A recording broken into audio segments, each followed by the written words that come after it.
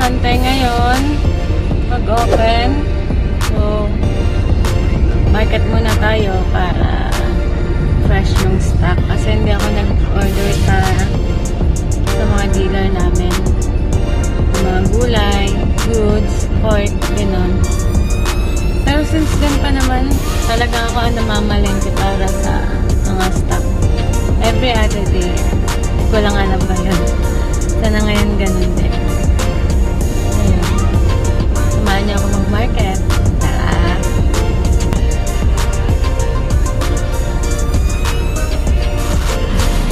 Walang karne?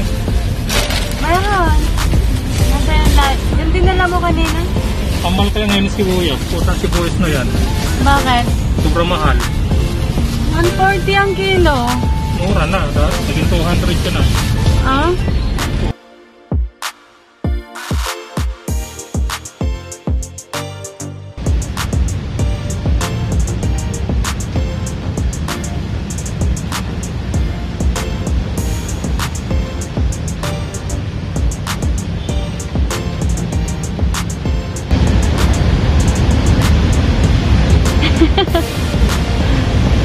Pwede pa naman yung rep dun eh.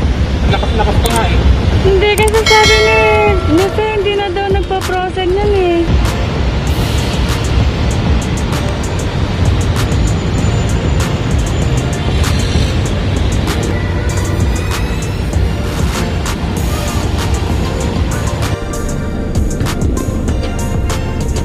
So, hello! Yeah. Wala si sister. For sure, nag-video din siya kanina kasi sinabihan ko siya na mag-vlog siya. Kahit wala ako, kahit hindi ako kasama niya. Anyway, maaga pa siya. Nasa Santay na siya kanina. Inayos na yung mga bagay-bagay doon. Nag-switch kami kasi magkahiwalay kami ng duty. Kasi nga, walang kasama si baby sa bahay.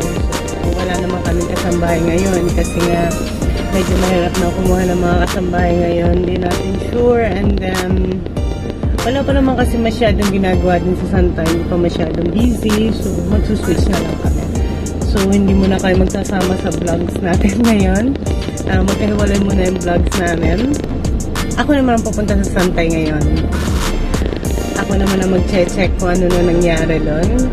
And wala pa kaming masyadong madaming staff. Kasi ngayon daw kailangan mga isa o dalawang staff pa lang ang pwede sa isang bar or sa isang restaurant. Hindi ko pa lang sure. Bakit nag-stop ako kasi medyo traffic na naman. So, yan. Yung first day lang kasi namin din ang open. Hindi pa siya masyado madaming customers kagaya ng dati. Pero sana soon bumalik na sa kagaya ng dati na normal busy namin sa Santay. It's okay kasi gano'n naman talaga daw. Minsan okay, minsan hindi. Gano'n naman pag nasa business. May mga binago nga pala ako sa menu. May binago ako menu na hindi mga temporary food lang muna namin. Hindi muna namin siya ilalabas lahat ng food kasi alam namin kung ano mga hilig ng mga customers. Kasi dati medyo madami yung menu namin. Kasi dati naman yun. Ngayon kasi medyo ilan lang yung mga ina-attach namin menu. Yung mga lagi na lang, yung mga nagiging, yung mga bestseller lang namin. Tapos, kahit sa beer, limited na lang din kami. Kung ano lang yung mga lagi lumalabas, yun na lang muna ang stock namin dyan. Hindi muna kami mag-stock na madami kasi hindi ko pa rin naman sure. Baka biglang mag-lockdown na naman. So, sayang naman yung mga market natin. Anyway, yung mga food natin dyan is mga fresh yan, everyday market yan ni sister. Everyday market yan ni sister at saka ng mga staff. So, nothing to worry. Lahat fresh talaga siya kasi dyan din kami nakuha ng food. Dyan din kami nagla-lunch, nag-dinner sometimes. So, yun. Para sa mga regular customer natin dyan, sana makapunta kayo kahit medyo I know the situation talaga ngayon is napakahirap talaga, but then sometimes we need to relax. We need to relax, to chill, kahit madami tayong problema. Kailangan natin yun. Anyway. So, yan guys. Nandito na ako sa Santay. Parang okay naman. Parang masaya naman ang konti ng metro. Medyo madami na ding shop na bukas. Sana maging okay. Sana nandiyan yung mga regular natin. Ayan ang stock ko. Coming.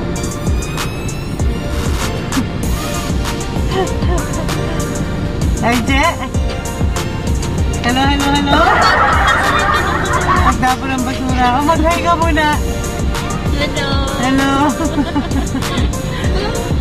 Wala pang tao. Okay lang yan. Aga pa naman eh. Yan ang one of my favorite stuff for now. Oh, sige. Bababa na ako siya. Wait lang. Yan.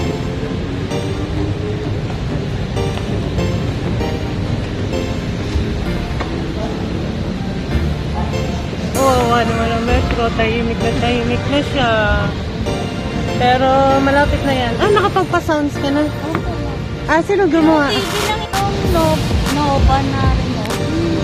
Ah, dun sa Tupperware na lagay ng mga remote. Wala. Andyan na rin yung Baka nadala ko sa bahay. Nadala ko ba?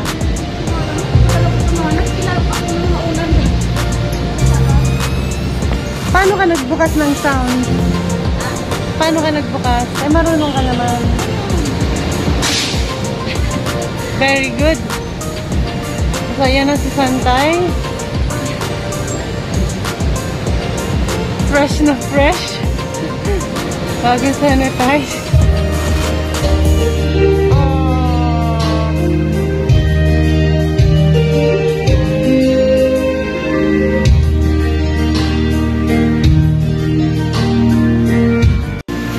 So, yan guys. Nandito na tayo sa loob ng bar.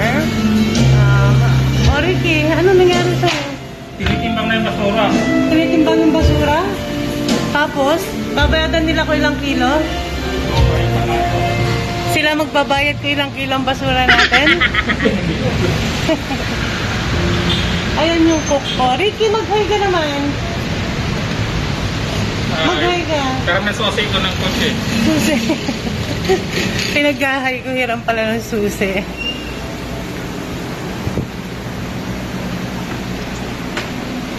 Tapos ano mangyayari sa basura, Ricky? Hindi ko pa na itatanong eh. Kala ko long hair ka na.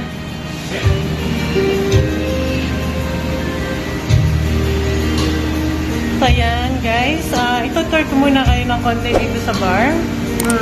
Ito-tour ko kayo ng konti. Para next time, pag nandito kayo, alam niyo na to. So medyo malungkot talaga.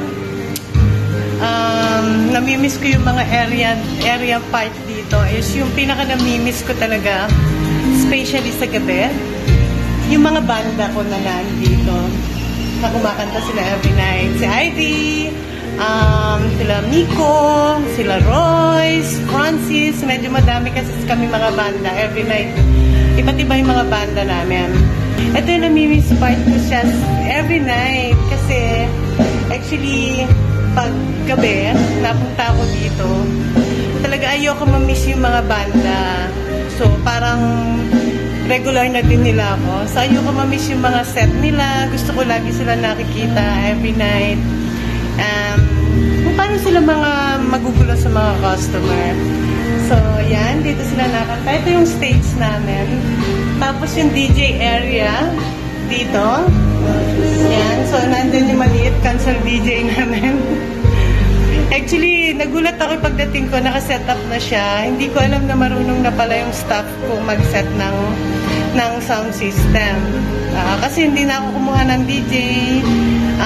Hindi na muna ngayon. Siguro soon, sana pag busy na talaga. So, kukuha na din tayo. So, dito yung DJ area namin. So, pag may mga kakanta-kanta dyan, yung mga mahihilig mag-karaoke, So, dito sila request. Nandito yung DJ namin nakaupo. Sa stage din siya. So, every time na magse-set yung mga banda, stop muna siya. Yun. Tapos, ito yung pinakamagandang spot dito. Laging gustong-gusto ko. Kasi, mapapansin ninyo talaga si Santay. Kahit dun sa first branch namin sa Greenfield, medyo madami talaga siyang salamin. Mirror talaga siya. Kasi gusto ko yung mayroong mga mirror. At, ewan ko, gusto ko siya. Gusto ko kung saan ako papunta talaga. Kung saan ako pupunta. Like, dadaan ako dito. Gusto ko nakikita ko yung side ko. Kung tumataba ba ako, hindi. So, yun. And then this side, yeah, may mirror din siya. Tapos may curtain lamp siya. Yan. Para yung mga mag-date dyan naka-set up dati. Yung mga pantupis lang. Tapos ito minsan napupuno siya kasi pang mga long table lang talaga siya.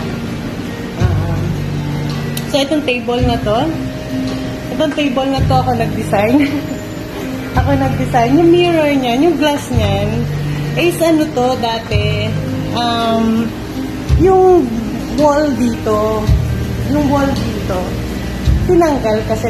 pinatanggal ko kasi yung door niya dati area is dun sa park area na yon.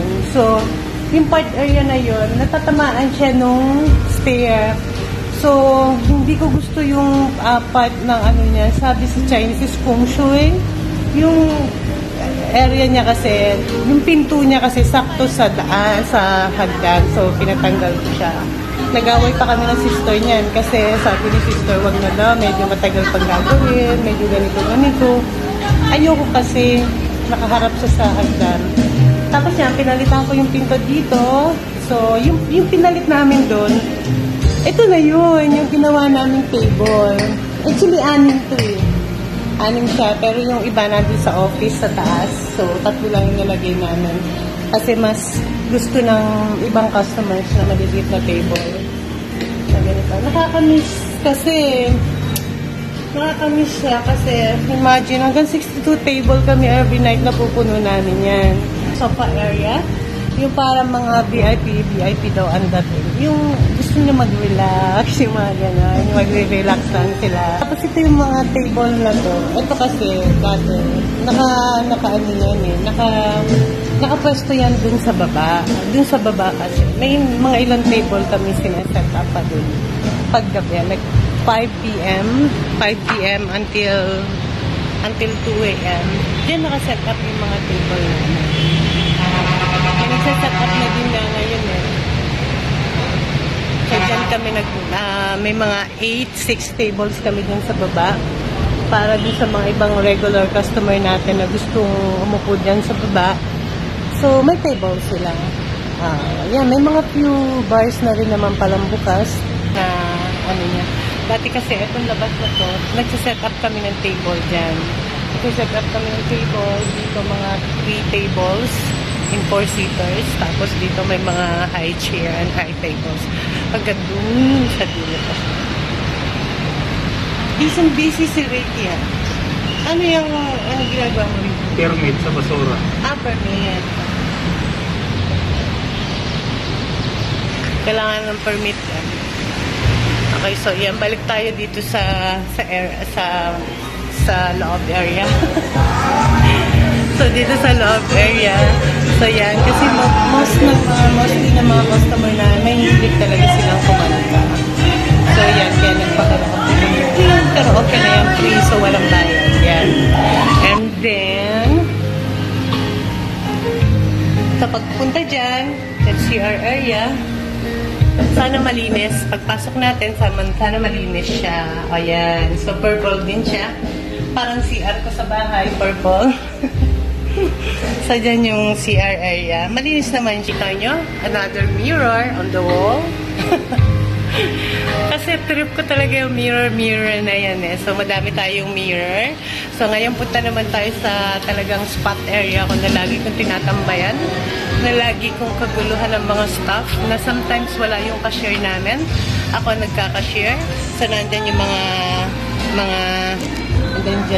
nandyan yung mga baso. Yan, nakalagay. So, para madali pag umorder sila, madali na. Tapos, mint yan. So, dito ako lagi natambay. So, pag walang cashier, pag wala yung mga cashier, wala yung absent yung cashier, ako nagka-cashier. Ako nagka-cashier pag wala sila.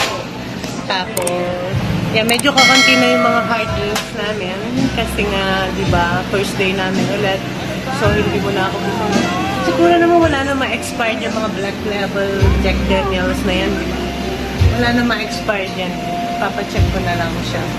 Parang wala naman siyang expired. Wala pa naman ako naririnig na expired na Black Label. Meron ba? Meron ba? I don't know.